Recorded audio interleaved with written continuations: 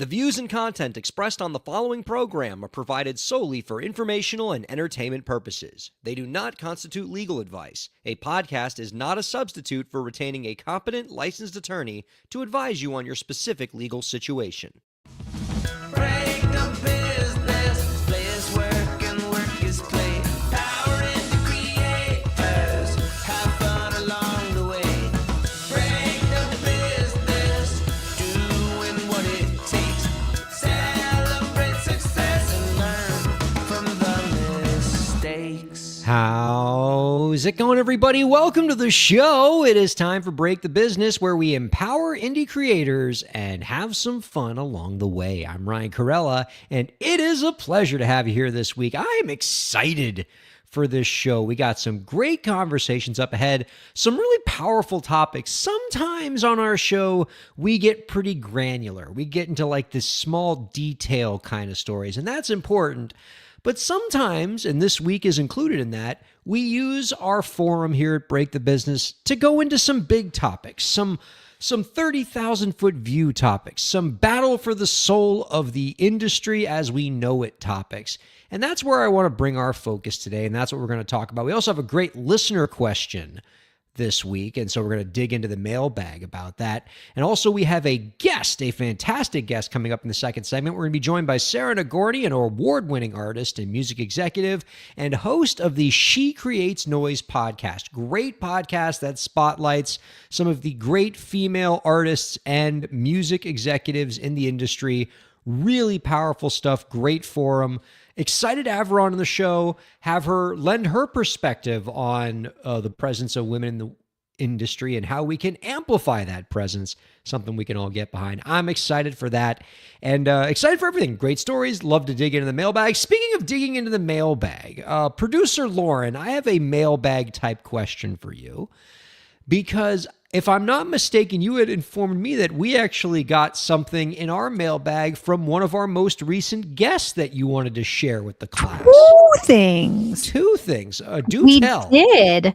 Mist was our guest a couple of weeks ago with two I's, M-I-I-S-T, if you want to check her out in her podcast. She wrote a book called Make Me Smile, and she sent us these books, which have been making me smile. I have not given you your copy yet, Ryan, but I do have your copy here.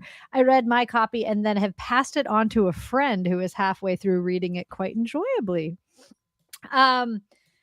Then out of nowhere, she sent us a card, or at least what appeared to be a card.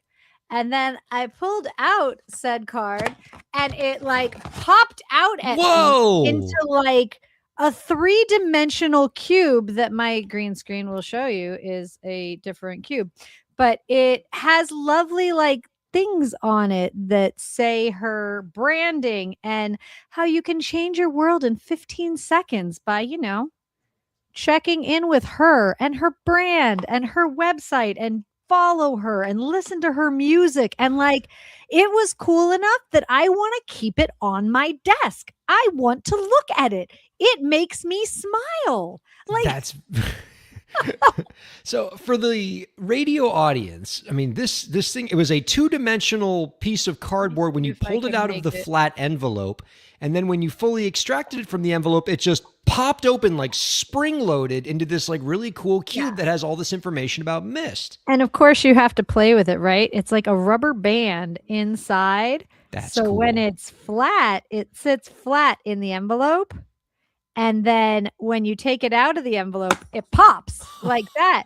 So like when you pull it out of the envelope, I audibly squealed. Like the person in the next room was like, "Oh, what happened?" Or "What'd you do?" And I was like, "This is so cool," because it pops out at you. Okay, this is rad. And I can already think of 2 use cases that I'd be equally excited about. So we need to find the name of the company that makes those, okay? Because there are 2 use cases that I can think of that I think would be awesome. One, I think artists should use this, whatever this thing is, this like spring-loaded flat cardboard into cube creation, because I think artists, a lot of artists I know love to send physical mail to their fans, like handwritten notes and things like that are a very popular crowdfunding Kickstarter reward to give to your fans, or just handwriting your fans letters is something that really makes your fans feel loved. And I feel like this little pop-up toy could be a nice little thing to also put in correspondence to your fans and just other supporters. And as you noted, right, once it's kind of together as a cube, people are going to put it on their desk and it becomes like a desk ornament. And so it's always a way to make sure your fans don't forget you. And so that's cool. That's use case number one. Use case number two, for me, selfishly, I'm already thinking how I can use this as a lawyer. And I like the idea of when I send lawsuits, just boom, pop up lawsuit. You know, because like, you know, you send somebody a complaint, whatever, like people see some complaints all the time, but just like imagine, you know, you're just sitting at your desk, you open up a manila envelope and just pop, this giant cube that just says you're sued pops out. I think this could have some pretty powerful impacts in legal practice. I think in general, yeah, you've been served. You've been served. But how about good news, right? Like you're an entertainment lawyer, like you've been negotiating this contract forever, right? And you send it to them and it's like, we made a deal. Pew! I mean, that obviously makes sense, but as a lawyer, it's not my job to think about good news. So immediately I go right to the evil lawsuit thing. But no, that actually does sound better, because a lot of I very rarely like am involved in lawsuits as a transactional lawyer, but I do make a lot of deals happen. And so I think like when I make a deal for a client, like a little thing that pops up and says like, we closed the deal, here's your contract. That could, you know what? I like this. I like this a lot. You know. Okay. You went platinum. Woo! Oh, okay. Yes. All right. I dig this. Oh, well, what a nice thing that Mist did for us. I mean, I almost feel bad because I sent her a copy of my book, which is, you know, God, almost a decade old at this point. So I don't know if it's quite as fresh and informative as Mist's book will be for us. And that's all I sent her, was just a book and a nice note for coming on the show. I like to thank our guests when they come on. And she sent us like a even cooler book that looks very pretty and that really cute pop-up cube thing. But that makes sense because she was a wonderful guest. And so naturally she would just continue to do nice things for us. So thank you, Mist, for being on our show and for sending us gifts. And we took all of the notes, right? We reminded someone we loved them. We said kind words to her, and we were definitely silly about it. So, and we smiled. Yes, we did. I really like this little box, and we're grateful about it. Be grateful. Well, it's hard not to smile and be grateful on Thursday nights here at Break the Business when we get to hang out together and talk about the biz with our viewers and listeners. Plenty of reasons to smile.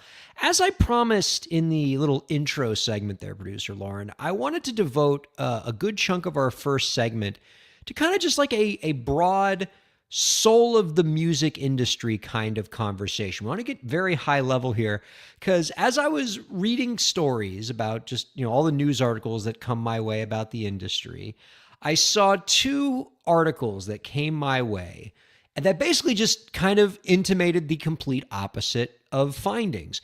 One article talked about how basically the industry sucks right now for artists and it's a nightmare. And the other article, ironically written by somebody who loves to write articles about how much the industry sucks for artists, actually wrote a very positive article about how the industry has been pretty good lately. And so I want to run these two articles together right past you and kind of get your thoughts. So the first article I have is from a report that was published recently from the European Research Council that did a survey of about 1,200 musicians across the globe to just basically ask them a bunch of questions about how their work as indie artists has been affected by the current era in music, the era of DSPs and streamers, AI, things like that. And the data that the report got is pretty bleak. 55% of the artists surveyed noted that they've been earning less than the equivalent of 1,000 euros per year from their music. And 83% of the artist surveys are dissatisfied with the royalties that they are receiving from streaming services. 69% of artists are reporting that they have to spend more time promoting their music online than they did just a couple years ago. And almost a third of artists say that they actively dislike doing the kind of promotional labor they have to do now as artists in the music industry. And almost 100% of the artists surveyed, 95%, say that being an artist today means having to be just as creative with the business side of their work as they do with the actual making of the art. And so mostly kind of some negative thoughts about where the industry is now for these artists and just how, like, you know, kind of soul crushing some of these activities are if you're not into that sort of business work. Now, contrast those findings with a rather delightful article I read in Joel Govea's Substack titled "A Love Letter to the Music Industry in 2026. For those of you who need to know about Joel Govea's Substack, he is not somebody who loves writing laudatory things about the current state of music for artists. But this time he, for some reason, maybe it's springtime and he's feeling feelings of love, decided to write like a rather nice love letter to the industry. It's literally written like a love letter. Like, let me just read the beginning of it here. Quote, "I know what I've said about you. I've called you broken. I've written your obituary.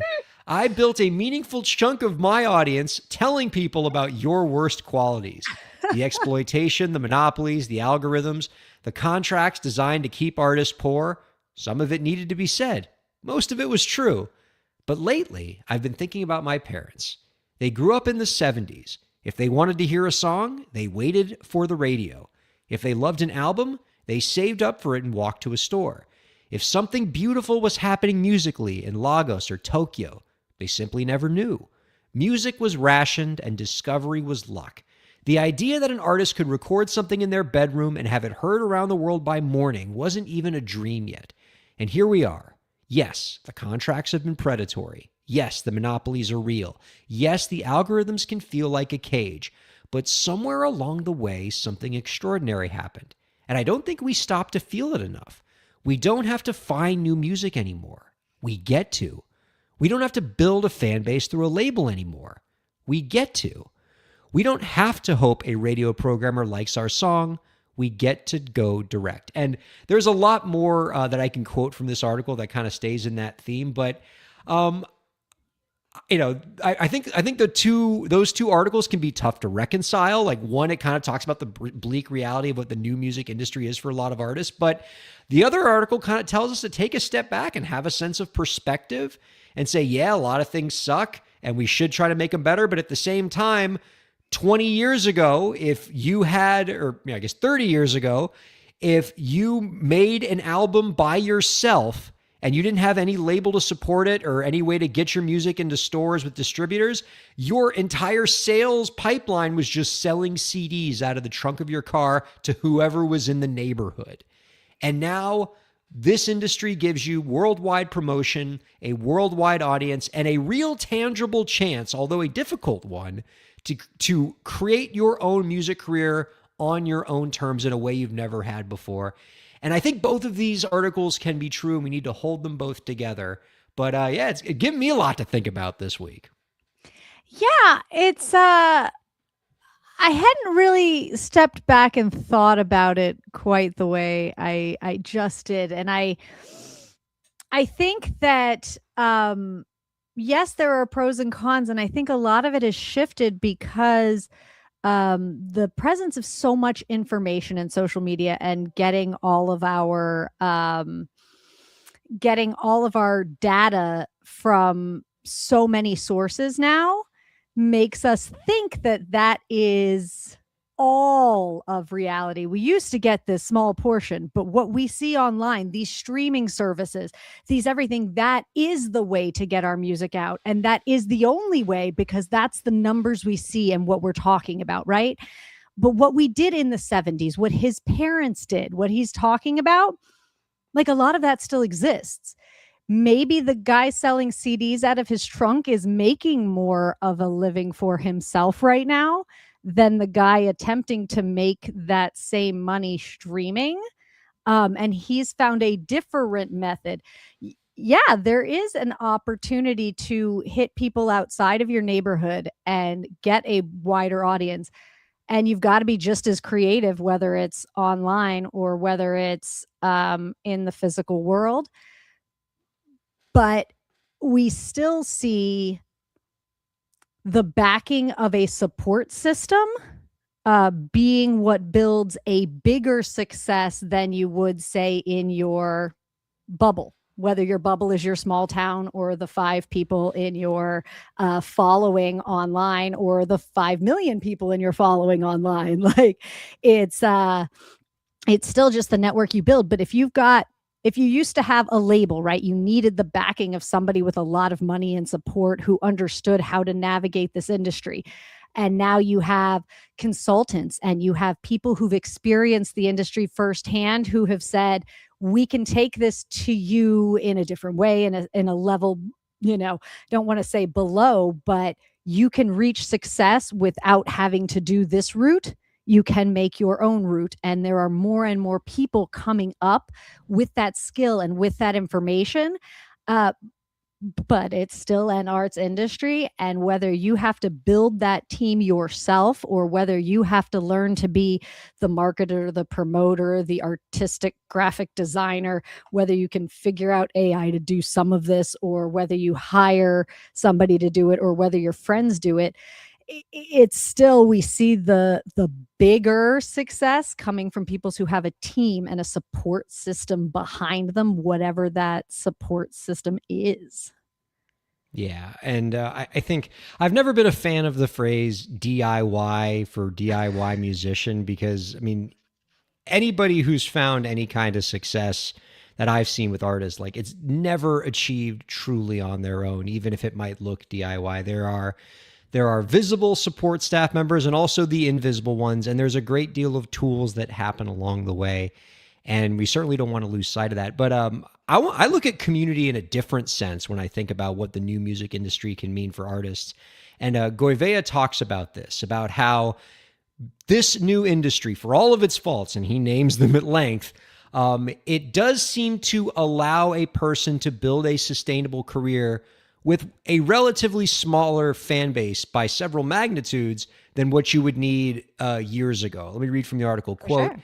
For most of recorded music history, the industry was a lottery. Superstars starving, no in between. That has changed. Platforms like Patreon, Bandcamp, and Substack have quietly built the conditions for a musical middle class. You don't have to reach 100 million streams to build a 6-figure career. You get to find your 5,000 people, the ones who genuinely care, who will pay for what you make, who will show up and build something lasting from that foundation alone. The math has shifted. Depth of fan relationship now outperforms width of audience reach. An artist with 5,000 true fans paying $20 a year is running a real sustainable business. That model didn't exist 15 years ago. It does now. And it is one of the most quietly radical developments in the history of this industry. And by the way, that's not just for music either. Like Substack is a great example of this, right? Right. It used to be, if you were trying to be a blogger, you either needed to have a just massive, gigantic following independently, or you were with, the New York Times or some other massive outfit that would pay you. But Right. now, with Substack, you can build a pretty sizable following with fans who are willing to pay subscriptions for your work, as is the case for Goivea. And, with a relatively small community that's willing to pay a nominal amount of money, you can build a nice foundation for yourself financially that can help you achieve your dreams. But that's not separate from the point made by the European Research Council study, which is, that money isn't coming from the streaming services. No, We're, certainly not. the places that our people, that's the equivalent of the bars hiring the local guys and going, well, it's exposure. We don't need to pay you to come in and play at our bar. I mean, we're making money on the bar sales and stuff like that, but like it's good exposure for you guys. You can sell CDs and t-shirts after the show. That's fine. And that's basically what's happening. Like, are they hitting an audience of people willing to buy their CDs and their t-shirts virtually? Yeah. And they're making a living, as people have done touring for years, hawking side businesses, because the actual art that they are making music making and the places that they are playing that and the places that people are consuming their music aren't the places that are paying their salaries and paying their wages that make them able to pay their bills. It's side hustles, which isn't necessarily wrong or bad or what it is. But, if you want to be the artist who just plays your music and that is all you do, you still need to have support from outside because the industry requires more than just playing your music. Well, in the name of the DSPs changing the math on these things and not being able to make money off your music, that is unmistakably probably the biggest shift that we're seeing in the industry. That does probably cause a lot of musicians to cry foul. Is in our own lifetime, producer Lauren, when we were in high school or whatever, that was probably the end of the era in which, for a decent amount of artists, the recorded music itself was a product that you could make money off of. Even if it was just selling CDs out of the trunk of your car, that was a commodity that you sell.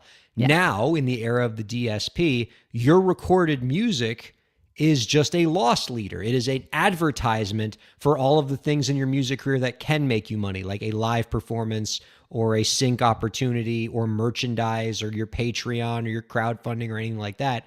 And I think for a lot of artists, like, that's pretty upsetting, especially when you see that you're getting a lot of streams on Spotify, but it doesn't translate into any kind of money that even comes close to paying your rent or even buying you a slice of pizza once a week. And so that, I think, is a jarring shift for a lot of artists and can make them pretty upset, especially if you are investing a lot of time in promoting your DSP streams, knowing that that doesn't even bring you money directly. Like, you're promoting something that hopefully will make people recognize you, that hopefully will then lead to them doing something that will actually pay you. And that's kind of that's a lot of steps to try to pay your rent.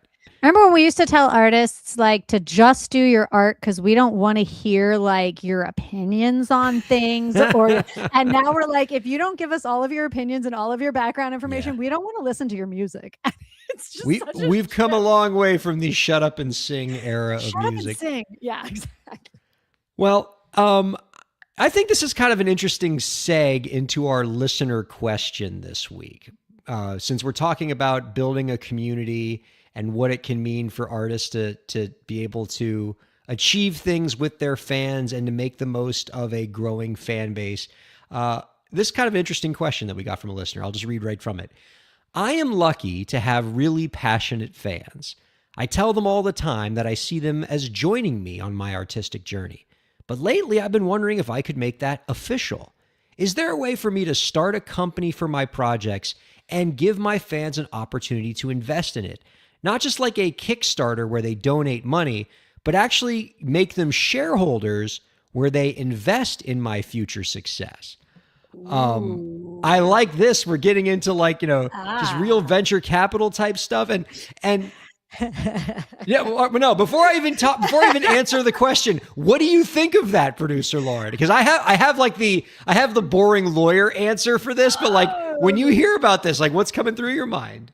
So complicated, so much paperwork. The reason that people want to do Kickstarters and donations is because you don't have to send them reports and percentages and have them question what you're spending money on and have to have meetings with people. And I don't know, just I love the idea of people investing in my career, but I know too much about the Broadway investing world and investing in theater and shows to think that that would be a fun casual way to do it.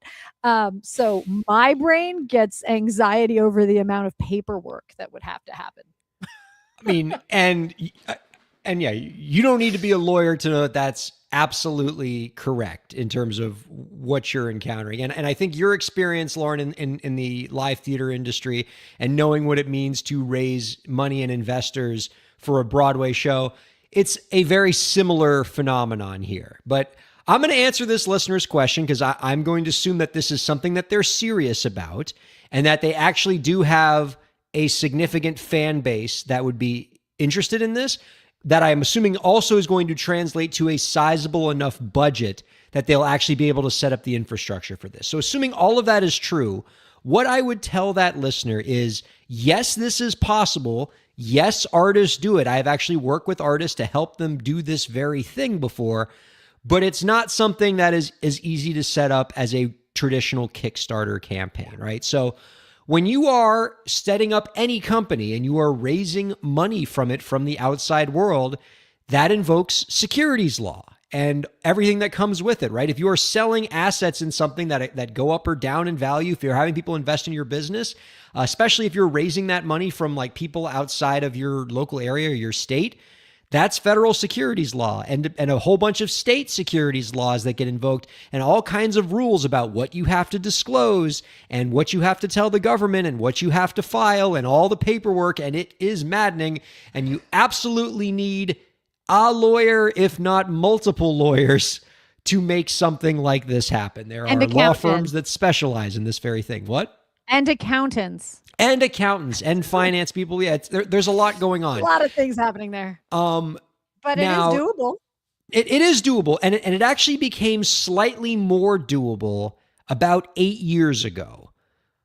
Because 8 years ago, Congress passed what's called the Tax Cuts and Jobs Act that had a whole bunch of things in it. Most of them like pretty evil things that stole money from the poor people to, give tax cuts to the rich. But one thing it did have in it was what's called equity crowdfunding.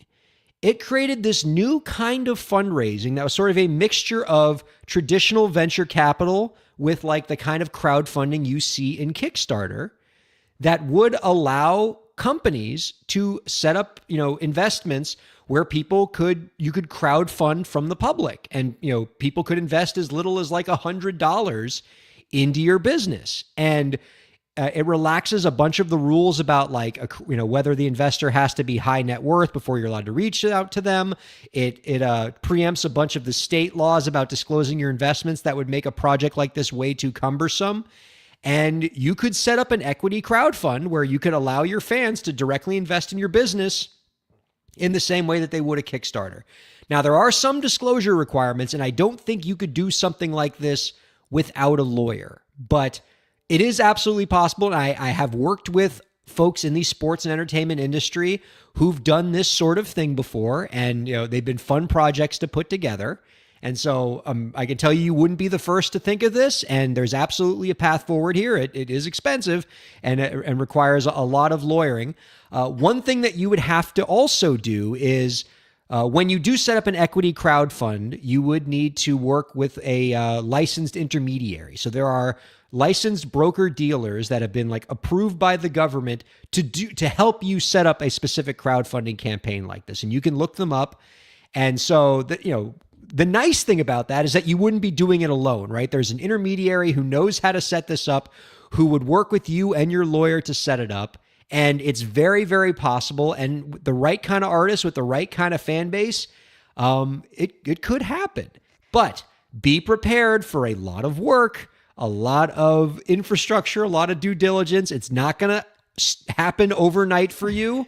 Think about how much work it is just to set up a traditional Kickstarter campaign where all people are doing is just donating money without expectation of getting their investment back. Now multiply that times 100 when you're talking about something that invokes federal securities law, but it's doable. And for the right kind of artists, worth pursuing, I'd say. I will just wrap up by saying that even though it's a scary amount of paperwork, I love the idea that people want to invest in artists in a way where they say, you know what? I believe that investing in you is something that would make me money. And like, even if it's just a concept, I love the idea. I want to think that an investor reached out to this guy and said, you would be a valuable investment. If you look into it, I'd be an investor. Cause like, I like the idea that people want to do that. I mean, for the right, like there are artists that I follow, that I watch on Twitch or that I just follow on TikTok or just generally consume their content wherever they are, Substack or YouTube or whatever. There are absolutely some indie artists out there that if they were to set up something like this, I would invest. I mean, I already give them money just generally as, for like buying their stuff. But like, if they came to me and said like, I want an investor in my career, I would do it even without any expectation of getting a return on my investment. Just the idea of being able to say that like, I'm an investor in this artist I care about. Like I'm a real honest to goodness patron of theirs. Yeah. Like that would make me feel really good to have a sense of not just spiritual ownership, but literal ownership of this really cool project. Like I would feel really good about that. And I think there's a lot of music fans or just entertainment industry fans out there that have that kind of relationship with their artists that they would love to do something like this too. You know what else it does though? It makes them invested in making your career better too. If you allow somebody who donates $100 to your Kickstarter, they hope to get their CD. If you have somebody who invests $100 and thinks that it's like putting it in on, whatever Peter Pan or whatever investment site you play on for $100 or $50, like I'd rather throw that $100 or $50 into my favorite artists, and the chance that I get $5, $10 back one day would be really cool. And it would also cause people to share that music more. Oh, yeah. I want you to listen to I got my skin guy, in the 'cause if you game. listen to it, I got skin in this game. Right. Like, how cool Like- would that be? Like those people who do like Amway or Mary Kay or something like that, and they're always at your house like trying to get you to buy that stuff. Like that would be me with this artist. Like, oh, this artist got an album coming out. You sure you don't want to check this out? I'd like have them at my house doing house concerts and stuff like that. Oh my God, yeah. I would be completely insufferable in the best way. And yeah, you'd have your portfolio of like, visit my site and listen to these artists. Actually, sign on to my Spotify playlist, because when you listen to them, it makes me happy. That's right. Oh my gosh. Oh yeah. This has got me more inspired about this. I like this even more now. Like when we started this conversation, my answer was that guy's like, crazy. Like this is hard. Like I've done this for clients before. It's not easy, but now like I'm turned around and I'm like, you know what? It's hard, but it's worth it for the right artist, for the everybody to right do it. fan base. Like I would love to make this more normalized. I think it'd be a cool thing for fans to be a part of. Yeah. All right. Let's take a break, and then we're going to be joined by our guest, Sarah Nagorny, coming up in the next segment. I'm excited to chat with her. She's got a great podcast. She has an amazing career, and I'd love to get her perspective on a wide range of topics. So don't go anywhere, people. We'll be right back. Keep checking out Break the Business. Break the Business is presented in cooperation with Ryan A. Kairalla, PA. Ryan A. Kairalla, PA is a law firm providing transactional entertainment legal services, including contracts, business formation, commercial law, copyright, trademark, and more. Ryan A. Kairalla, PA, Miami, Florida. rkpalaw.com.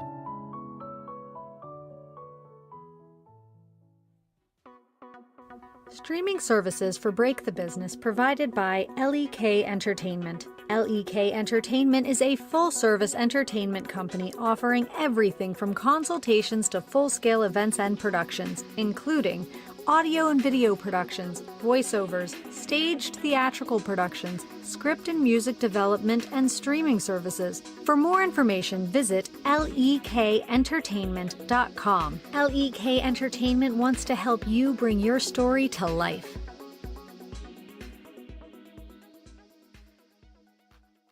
Thanks for supporting Break the Business. If you have a question or topic that you want us to discuss, email us at breakthebusiness@gmail.com. You can follow the host, that's me, on Twitter at Ryan Kair, and you can follow the show at the BTB Podcast. Be sure to subscribe to the show on Twitch, YouTube, and Facebook, and on all major podcast platforms. And now, let's get back to the show. Welcome back to Break the Business, everybody. Ryan Kairalla and producer Lauren here. We're having a grand old time and excited about the topics this week and just everywhere we've taken this, everywhere from just high-level topics about the future of the industry and what it means to be an artist today, all the way down to flat pieces of cardboard that pop up into cubes in amusing ways. We've covered it all, producer Lauren, and I want to make sure that we bring in people into this conversation that can help keep it going. And so I'm excited to chat with our guest this week. She's an acclaimed artist, songwriter, producer, artist development strategist, and the host of She Creates Noise, a new podcast that spotlights the women who power the music industry on stage and behind the scenes. You can find out more about our guest's work by visiting sarahnagorny.com. We are happy to welcome Sarah Nagorny on To Break the Business. Hello, Sarah. Hi. Nice to see It you. is so great to be chatting with you. This is such an important topic, and I'm such a fan of the work you do. This is going to be an absolute blast. Let's get right into the podcast, if you don't mind. Sure. So last year you created She Creates Noise, a podcast, again, geared toward spotlighting women in the music industry. What made you decide that now was the time to start this program, and why the podcasting medium specifically? A friend of mine asked me to be on his podcast. His name is Johnny Amos. He's got something called the Music Business Buddy. Lovely guy. He's incredibly energetic. He invited me, and I did the podcast, and it was really fun. And a few people heard it and said, "Wow, you're good at this. You should do one of your own." And it's kind of really how it started. I wasn't busy managing anyone. I was kind of between projects, and I thought, "Oh, this is a good idea." And then it took a few months to find a name and to find a focus for it. But it really was meaningful to me because I just know so many incredible women in the business, and I wanted to highlight the things that they have done. So I don't know. I just kind of, it took me, as I said, it took me a few months, and I'm now about 22 episodes in, and the timing seems right because I think there's a lot of organizations talking about women in the business. There's She Is the Music. We Are Moving the Needle. Obviously, there's Women in Music. And now there's the event, Billboard's Women in Music has been going on for a number of years. But I feel like it's in the conversation, but it doesn't seem to be changing things as much as I'd like to see. So I thought perhaps if I could get more people on a podcast, because I don't think there's a podcast really focused on this right now. So I just thought maybe I could spread the word more. And I've gotten some really interesting women to talk about their journeys and what they see needs to be done, and advice for young people. And it's been, really meaningful. You are right that we are seeing more podcasts that at least touch on this topic in some way. But I would imagine that you would not have started this program if you didn't think that there was something in this conversation that wasn't being said, or perhaps there's something in this conversation that's being said, but is perhaps being said in a way that is wrong, or should be said differently. So what is your show trying to say differently or contribute to this conversation that you don't think is being contributed yet?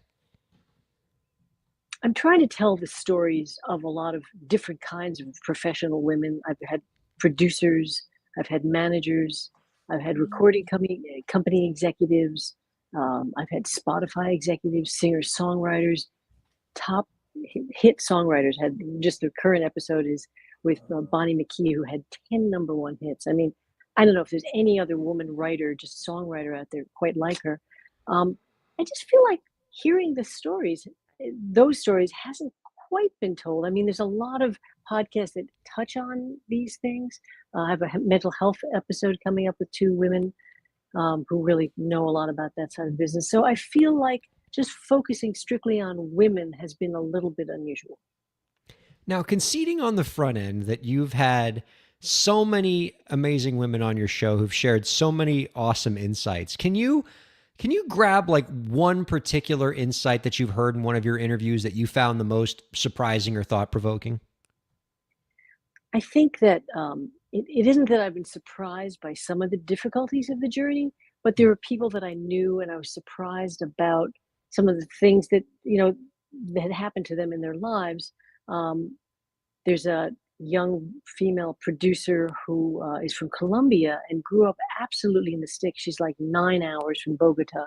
And the story of how her father would drive 5 hours to pick up the keyboard teacher and drive him back to their house. They'd have to stay overnight, and the difficulties that she went to just to get piano lessons. And she was also doing looping between her parents' iPhones. She's about 32 years old, so they didn't have looping ability there, but she would use her parents' iPhones and record different things. That was really cool. Also, on the less joyful side, Kate Hyman, who's a music executive, She's been vice president of many labels, Chrysalis and Warner's. She told a story about how she went in for an interview, and this may be 15 or 20 years ago, but the person who interviewed her said, I'm supposed to interview women, but I just want to let you know that I have no intention of hiring one. And she then got up and took his desk and dumped it on him. And I love that story. Kate is very happy to tell any of these stories. I don't remember who the A&R person was, but she'll say, and this is how you spell his name. But she was really interesting. Let's see, fun stories. By the I've way, known that's her- absolutely the move you make in that spot is you Oh dump the my desk at them. God. Because like, what are you afraid of at that point? They're not going to give you the job? Yeah, I know.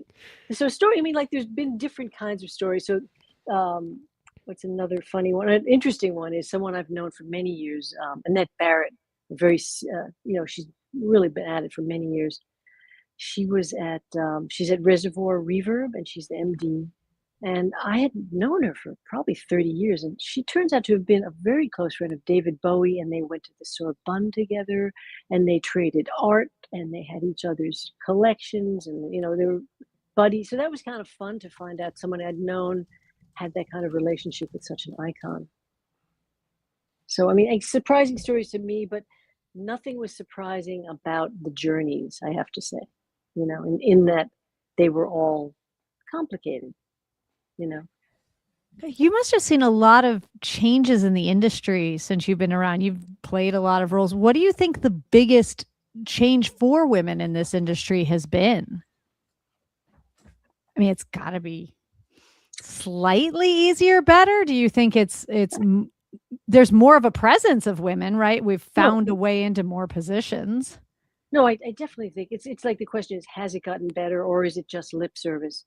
And I think it's a little bit of both. I mean, some people have asked me that, and I would say that, I mean, I'm not a total authority on it, other than having, been chased around desks when I was a cute young singer-songwriter, and I don't think that would happen as much today. I think that's a good thing. The Me Too movement has made things better in some ways, but I think, in fact, Kate Hyman was saying in some ways she thinks it's made it worse, because they're often afraid to hire women because they're afraid of talking to them or getting too friendly, or there's been some backlash almost. So still, I believe it is better. I think that as we talk more and more about what it's like, that just having the conversation is making things better, because people are getting more aware. I had an event, I did a panel earlier last year, and I made sure there were a number of people in the room that were men. It wasn't only for women. And a lot of the men came up to me and said, wow, I never really thought about how difficult it is for women to get these opportunities. So I think that it is really useful for us to tell these stories, because I think a lot of men, Ryan, I know you probably are interested in hearing this, they don't realize the things that women have to go through. So I think that, yes, things have gotten better, but not as good as they should have. I think, Ryan, I think you mentioned the Annenberg initiative, the study that they did at USC.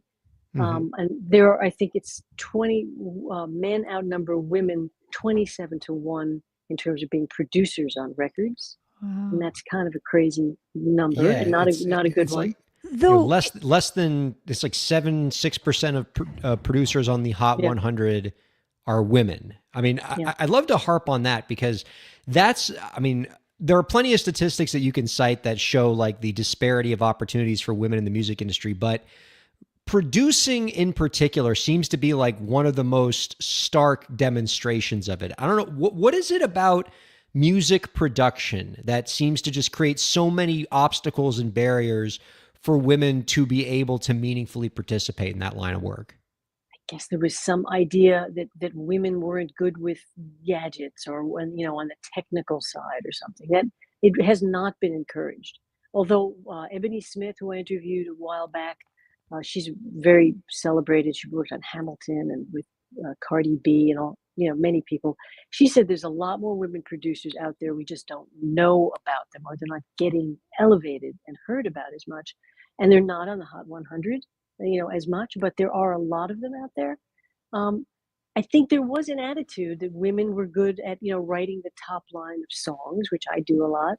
Although I have done some producing, physically done, the engineering. Um, I think that it just wasn't encouraged.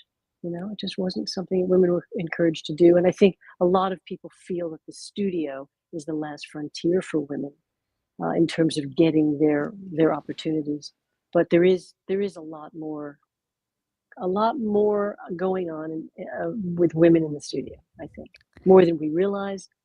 But again, the percentages on the charts are not as high. And talking just, I'm sorry. No, you're fine. Do you think that it's because of the growth in women, even though there's not a huge percentage, that percentage is significantly larger than it was 20 years ago? Do you think that it's women in the industry helping other women get into the industry? Like I don't want to say it's not coming from men, but do you think that like having a couple of women producers is helping because it's an example setting? Or do you think that it's the women that are opening the door for other women? I think there are a lot of women opening doors for other women. And I think the programs like Berkeley and even Clive Davis, other music programs they have in UCLA are encouraging a lot more women to be producers. I think it's also just gotten easier because you can do so much at home with your computer. But I mean, there's a lot of women producers that are in the studio manning the controls. So I think, and by the way, I spoke to someone recently, there's that woman producer who's Colombian I was telling you about. She now works in a top studio. It's Flux Studios here in New York City. And she's bringing me into a project to collaborate with this young man that she's producing.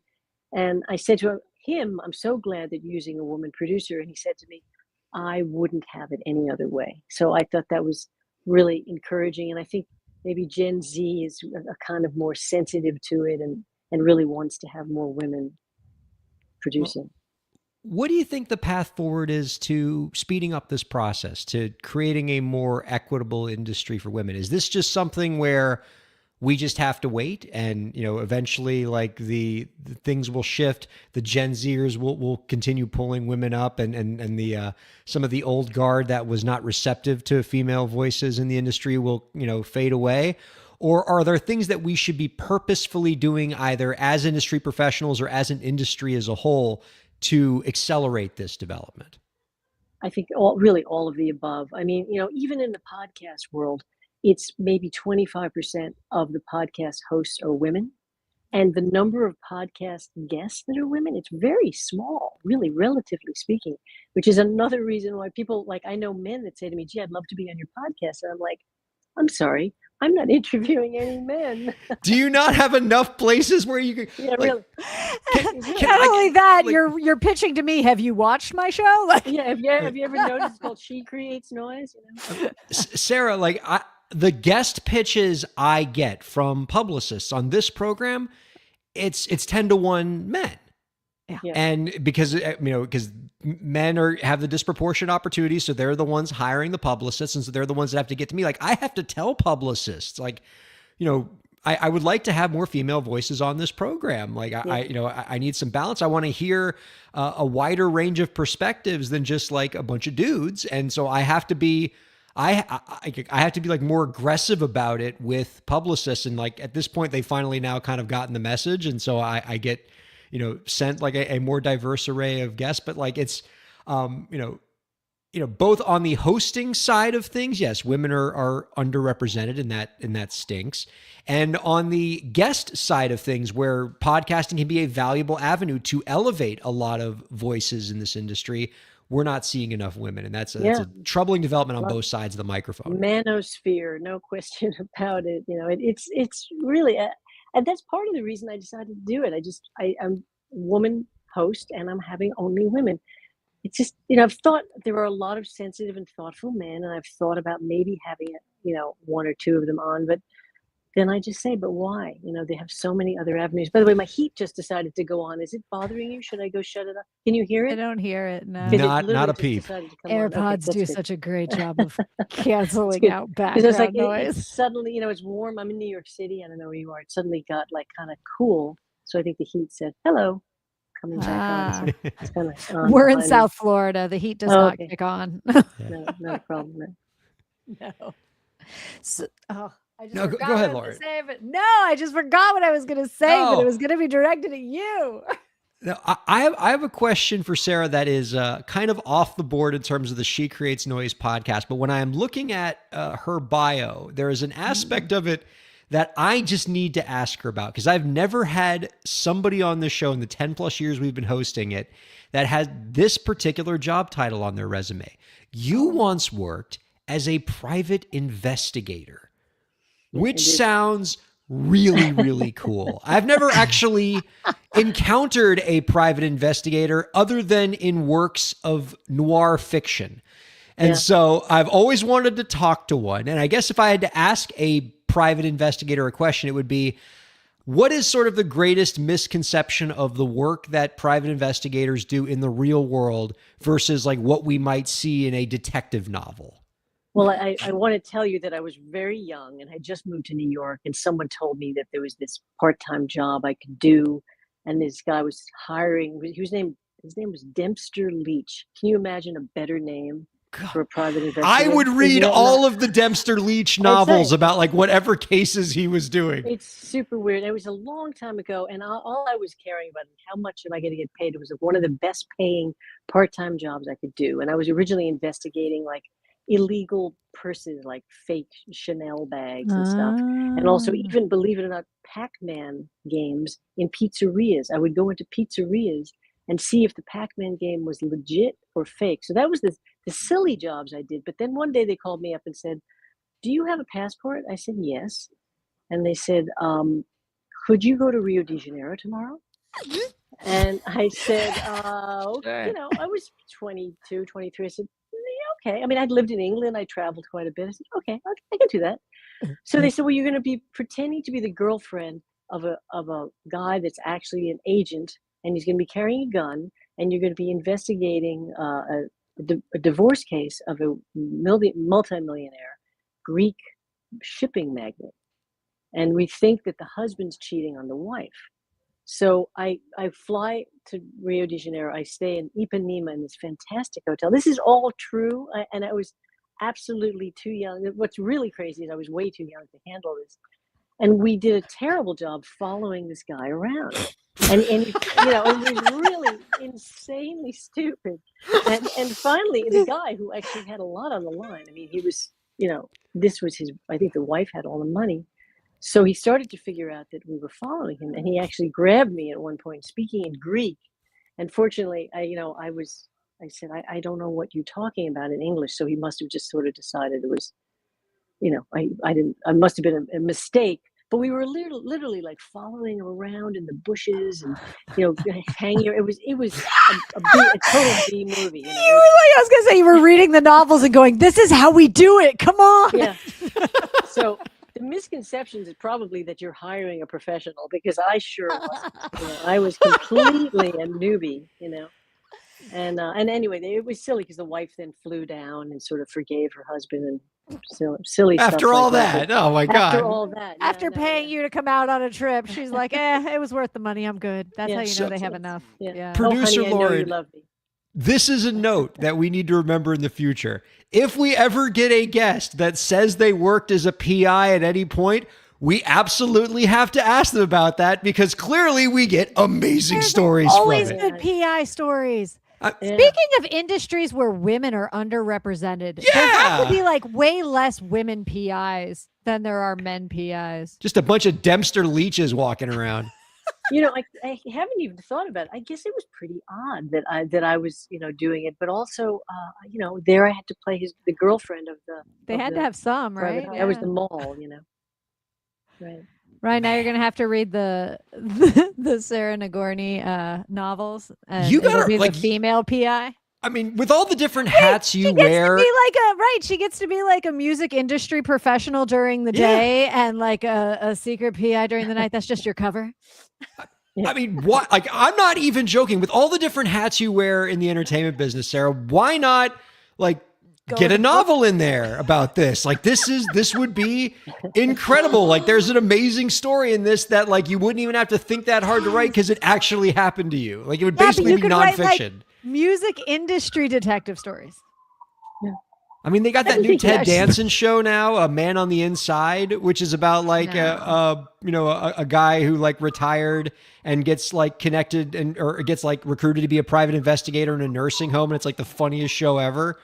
Like this is that, but like 1,000 times cooler because they never said Ted Danson to Ipanema to be a honeypot for something. Like this is. You're so pretty cool. fearless, though, huh? It just sounds like no matter what it is, whether it's industry or whether like whatever the adventure is, you're like, I'm in. Let's go. Yeah, that was Yeah, pretty I- reckless what you did. Like, Somebody just said, gonna put that "Why out don't you there. start a podcast?" And you were like, "Okay."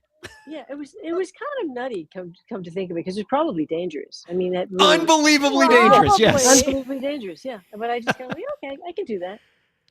Like But- my but- parents were like, "What are you What are doing?" you But I said I got back in about 48 hours. So, and all I cared about was I was being paid every hour I was away. So that meant a lot to me. Heck yeah. In those Especially when days, you know, started in New York. New York Yeah. isn't a cheap place to live. You're just Yeah. breaking it in. Good job. Good job. Good hustle. I mean, to be fair, probably a lot more lucrative and a lot less dangerous than a lot of jobs in the music industry.